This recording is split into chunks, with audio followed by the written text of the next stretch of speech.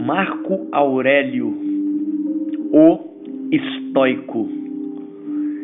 Meus amigos, sou um cara apaixonado por essa escola filosófica, o estoicismo, né?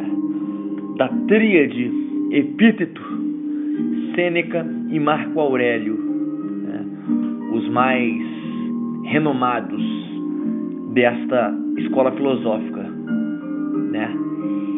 Na minha opinião, gosto muito do estoicismo porque se parece muito com a minha busca existencial, a minha busca de vida.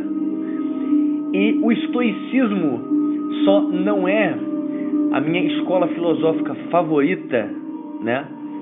Na minha opinião, se encontra em segundo lugar, pois, ao meu ver, o que mais preenche a minha alma, o que mais responde às minhas questões, às minhas dúvidas, é a patrística e a escolástica, agostiniana e tomista. São talvez os caras, né? E principalmente a escola filosófica em que eu mais me dediquei, mais me debrucei a estudar, principalmente assuntos relacionados à metafísica. Gosto muito dessa área filosófica. Mas, voltando ao grande imperador Marco Aurélio Antonino nasceu em 121 depois de Cristo, falecendo 180 depois de Cristo. Ele foi um imperador romano que durante quase 2 décadas, né? Por quase 2 décadas, foi considerado o mais sábio dos dirigentes políticos da antiguidade ocidental. Ele governou, se não me engano, de 160 a 180, né? Ficou conhecido como um imperador filósofo, né? E ele, como um homem diferenciado, um homem muito sábio, ele relata, né, em um livro chamado Meditações de Marco Aurélio, né, onde ele, em seus aposentos imperiais, relata a existência, a felicidade, a disciplina, o desapego, né, as questões divinas, né, dos deuses, a unidade das coisas. Relata com uma precisão, uma lucidez, uma racionalidade ímpar. O livro Meditações eu li por 2 vezes, né? Por achar de fato muito... são conhecimentos simples, né? Apesar de um linguajar e de uma época disforme a nossa, diferente, antiga, muito o que ali foi dito pode ser aproveitado, pode ser usado nos dias atuais. E se eu fosse fazer um levantamento dos princípios, né, dos princípios estoicos dentro do pensamento de Marco Aurélio, esse vídeo seria longínquo, ficaria de fato enorme. Mas me lembro aqui de alguns que, tendo em vista o desenvolvimento pessoal de todos nós, certamente vem a calhar, certamente será pertinente para a modernidade, para a atualidade destes dias nefastos que vemos, né, que estamos vivendo de fato. Uma coisa incrível no pensamento de Marco Aurélio é a busca pela negação da emoção. Quando o homem, né, quando ele busca negar a emoção, não extingui-la, mas reduzi-la, minorá-la, ele se liberta das dores e dos prazeres do mundo. Dor e prazer, analisado friamente e filosoficamente, são 2 facetas da mesma moeda. não existe prazer sem dor, nem dor sem prazer. E, certamente, principalmente em relação aos homens que viviam, né, os homens do tempo da Roma, né, do tempo de Marco Aurélio, certamente eram homens entregues aos prazeres, mas entregues à vera, entregues de corpo, alma e espírito. E como toda ação há uma reação, estes também possuíam dores tanto físicas como dores emocionais, psicológicas e principalmente dores de alma. Ou seja, Marco Aurélio, um ser evoluído, um ser incrivelmente observador, ao analisar o dia a dia do Império, ele observou tais problemáticas e escreveu em suas meditações a necessidade da negação da emoção. Para mim, talvez agora o princípio mais incrível e que mais condiz com a minha realidade, e o que eu praticamente o mais busco dia após dia, e acredito que todos vocês, meus queridos amigos e ouvintes, deveriam buscar esse segundo princípio, que, ao meu ver, foi o que me fez me apaixonar pelo estoicismo de forma geral. O princípio é o desapego e a aceitação da impermanência das coisas e da vida. Cara, isso aqui é o pote de ouro no fim do arco-íris. Olha só, vamos traçar um paralelo. Como um imperador, um homem do calibre de Marco Aurélio, com a sua sabedoria, com a sua pompa, com a sua herança, com a sua riqueza, como um homem desse, com toda essa maravilha de vida, pode relatar questões de desapego e aceitação da transcendência, da impermanência, da velocidade da vida? Cara, isso é surreal. É um espírito diferenciado. Ele é um espírito realmente desapegado, porque de fato viveu o todo que o ouro, que as riquezas, que o dinheiro, que as finanças podem comprar. Tudo que esse homem queria, ele tinha. Ele era simplesmente imperador do maior império que já existiu na humanidade.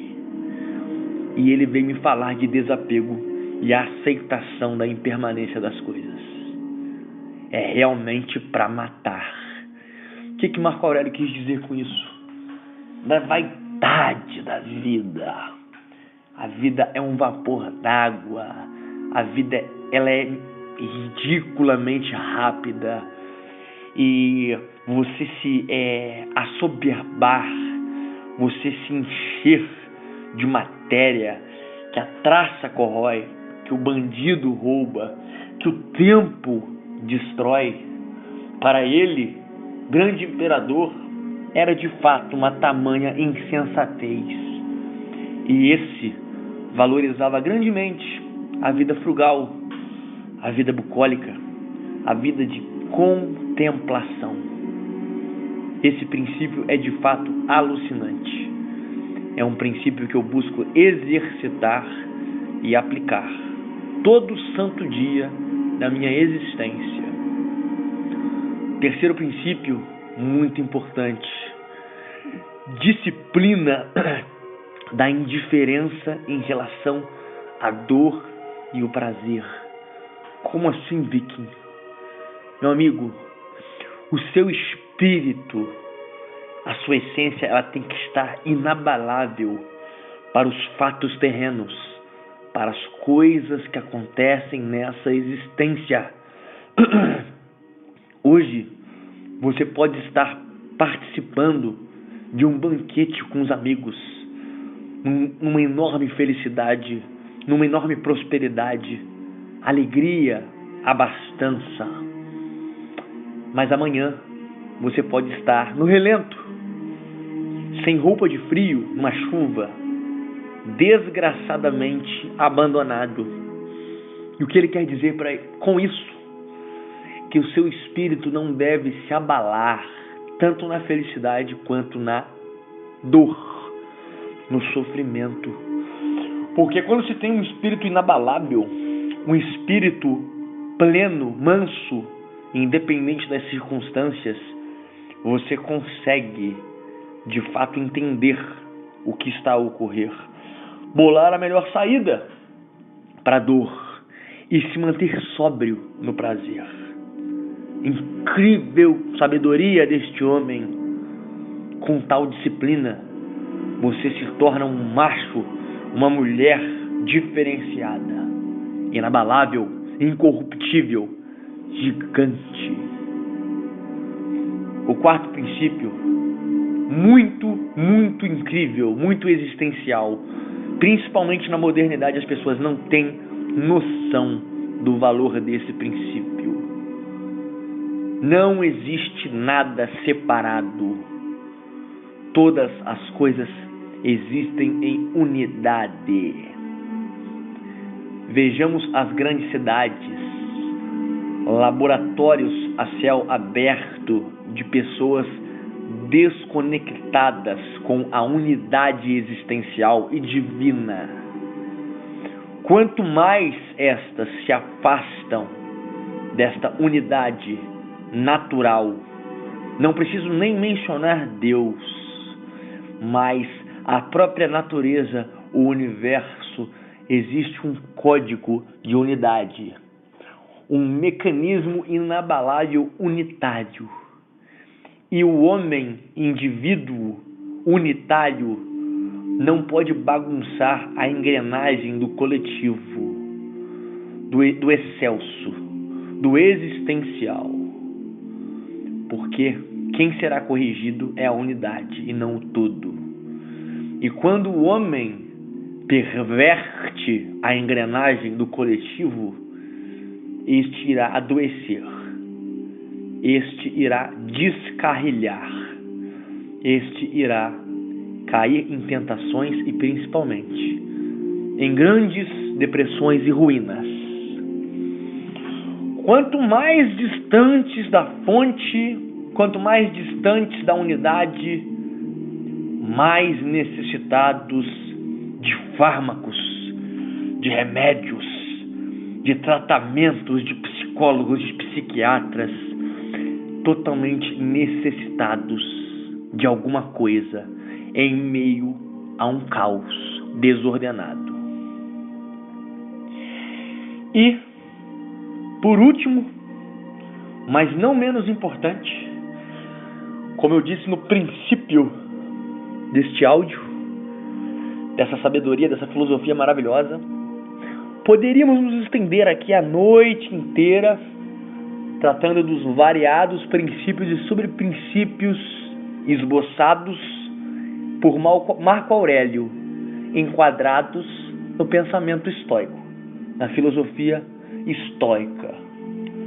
Mas creio que, traçando um paralelo de 5 princípios, né, desde o início, esse é o 5º que eu vou falar agora, amigo, se colocá-los em prática em tua existência, serás um estoico moderno, gozará de uma felicidade sem precedente, desconhecerá a tristeza e a aflição, porque você estará sendo uma pessoa diligente, se apoiando e praticando aquilo que homens colossais, chefes de Estado, imperadores praticaram. Homens totalmente devotos ao conhecimento, à sabedoria e, principalmente, o saber viver, o conhecer da existência. Nenhum tesouro, nenhum diamante, nada pode pagar tal conhecimento, tal riqueza de entendimento existencial. 5º e último, também extremamente importante, extremamente necessário nos dias atuais: meditar no Deus interior. Isso é algo que eu busco fazer todo santo dia da minha existência. E os frutos colhidos são tâmaras extremamente maduras e deliciosas de se ingerir. Meditar no Deus interior, ao meu ver, é a chave de ouro desses 5 princípios. Se meditas no Deus que vive em ti, tu, ó templo divino, se parar toda a sua loucura terrena, a sua loucura diária, essa vaidade, esse assoberbamento diário, e entender que a plenitude, a alegria, a realização celestial se encontra dentro de você, camarada. Isso é colossal, acessível a todos, gratuito.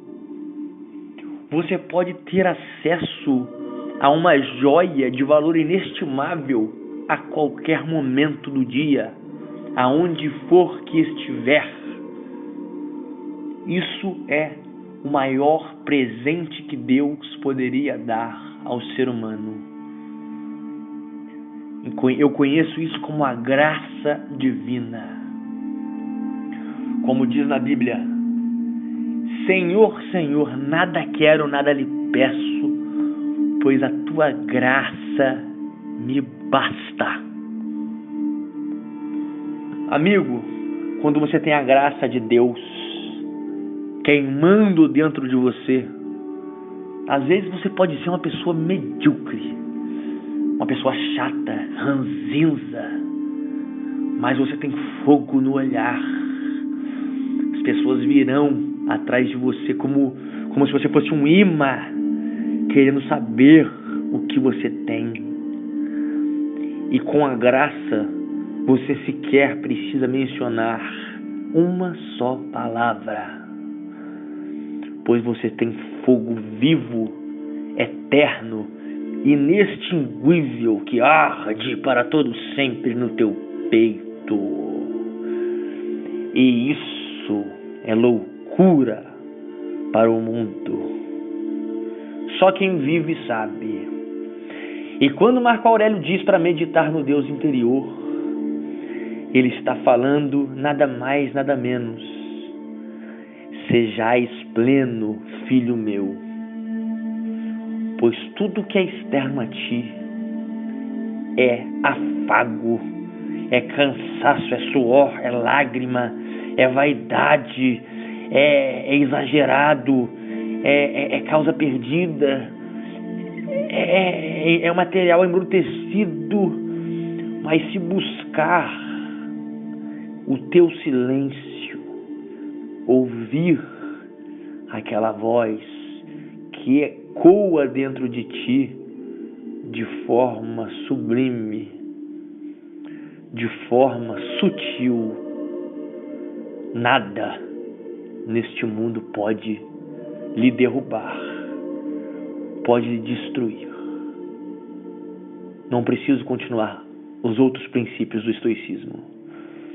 Esses 5 são suficientes para lhe transformar num super-homem nessa existência, se caso vocês compreenderem de fato o âmago de cada um desses princípios e colocá-los em prática.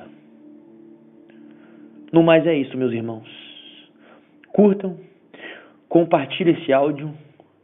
Estoicismo, um colégio de sabedoria sem fim. Tanto me regozijo em estudar. Também recomendo a vocês que estudem o estoicismo, principalmente a tríade: Marco Aurélio, Sêneca e Epíteto. Homens que esta terra não foi digna destes terem pisado nela. No mais é isso, amados. Espero que vocês tenham uma excelente noite e paz.